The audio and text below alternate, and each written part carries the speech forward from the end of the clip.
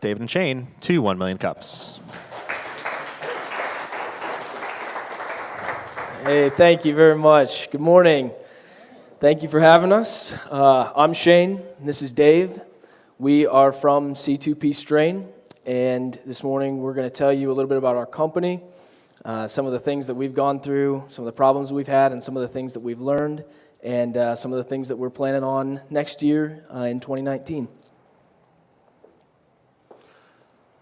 So here's a high-level view of our executive board. So we have three main members. We have our CEO, Shane Springer, and he really specializes in marketing and negotiation strategy. He also has a lot of industry experience. He worked for a paint store for about 7 years out of school, so he's been critical with that information. My name is Dave Pavlik. I'm the Chief Operating Officer. I specialize in engineering management, strategic leadership. My background is in materials and mechanical engineering for the Department of Defense, and I've been an entrepreneur now for about 5 years. So I've been included in a number of different startups. And again, I'm Shane Smith. I am the Chief Technology Officer. I also have a background in mechanical engineering, and I worked for the DoD for about 5 years. And I also have always had a passion for startups, and I've been involved in that community for about 3 years as well. So the problem we're trying to solve, have any of you ever walked into a house or apartment, looked at the walls and noticed blemishes or dry paint chips on the walls? Any of you guys? So that is essentially the problem that we're solving. So the current solution is this messy bag strainer. So how this works is you have to put this bag strainer onto an empty paint can, take a full can of paint, pour it in, then you take out this bag and you have to wear gloves and milk out the paint as shown here. And then you take this, pour it into your painting tray, and paint out of that. And as you can see, many steps, very messy. So painters hate using these bag strainers. They resort to unorthodox methods like using their wife's pantyhose, do-rags, all kind of things just to strain their paint. So our CEO, Shane Springer, told us when he worked at his paint store, a lot of painters would come in and demand payment for their labor and free paint because they would paint somebody's houses and there was chunks on their walls. So this is a very common problem in the paint industry. So our solution is C2P Strain.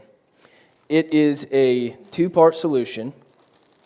The first thing you're going to do is you're going to pop the top off of your full paint can. Imagine this is full of paint, chunky paint, new or old. So the first thing you're going to do is take our circular mesh disc out of the packaging and place it over the top of your open paint can. Next, you're going to take our polypropylene plastic pour spout and you're going to press fit this into the paint can groove like this. Next, you're going to take the paint can and you're going to pour the paint out into the painting tray or other bucket or whatever it is that you want to dip your paintbrush or paint roller into. The paint's going to flow through the mesh and all that nasty stuff is going to get caught up in the mesh screen and your paint's going to be totally clean on the other side. So next, when you're done, you use our pop tab to pull this off, set it aside, and dispose of this, which is going to be, it's going to be surprisingly clean by the end, but it's going to have only the paint chunks left in here. And it's quick, easy, no mess. Toss it right away after you're done.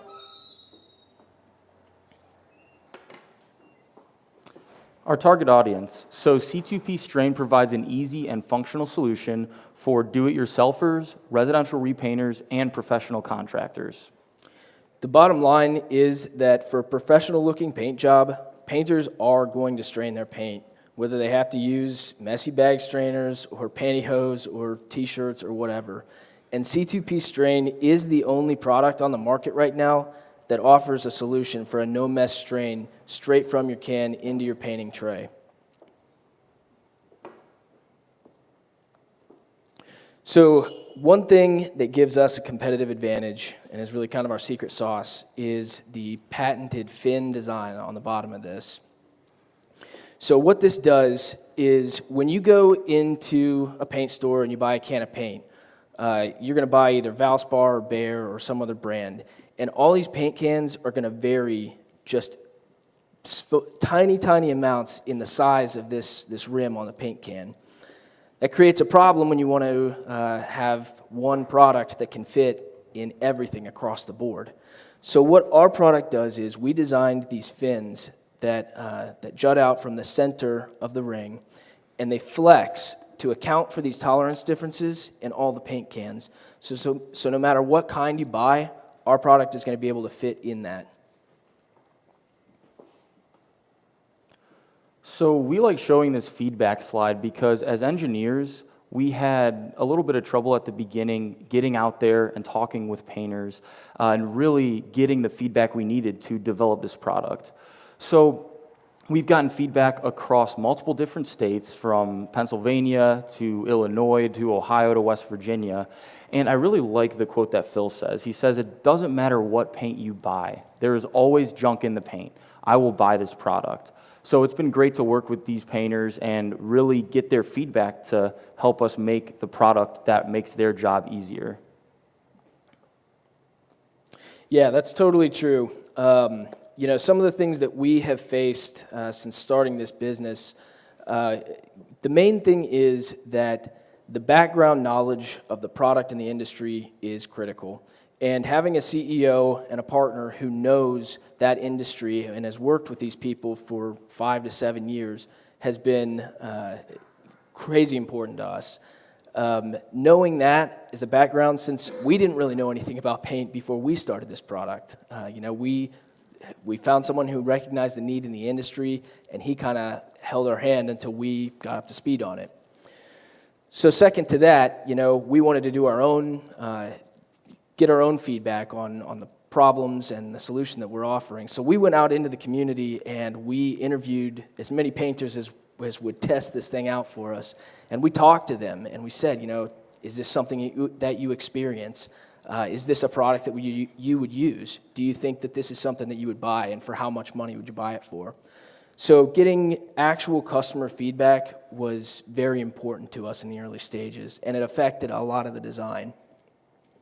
We learned a lot about protecting our information, our intellectual property through patents, provisional patents, trademarks, NDAs, all kinds of legal stuff that really wasn't all that fun, but you have to learn it if you want to have your stuff not get stolen and retain all the rights to your idea. Logistics and shipping was something that was huge for us. From the manufacturer to the actual store, there's a lot of steps in between there.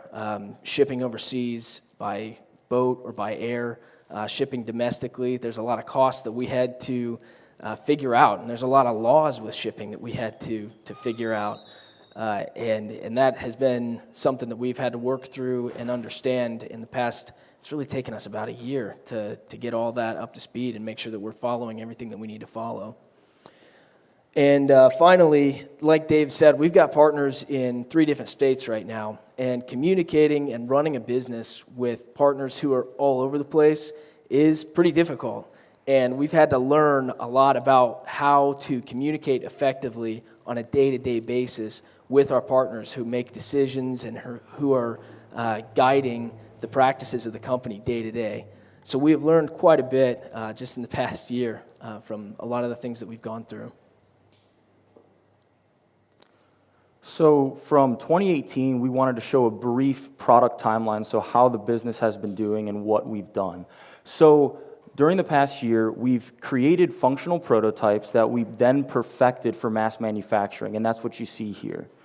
We've also done a significant amount of marketing, testing, and feedback, both on social media, getting people's opinions on forums, and also speaking with a lot of painters, because at the beginning, we tried all different kind of pour spouts, all different kind of meshes, all different kind of fits, and we were getting this feedback throughout 5 or 6 rounds of prototyping. So that was very big for us this past year.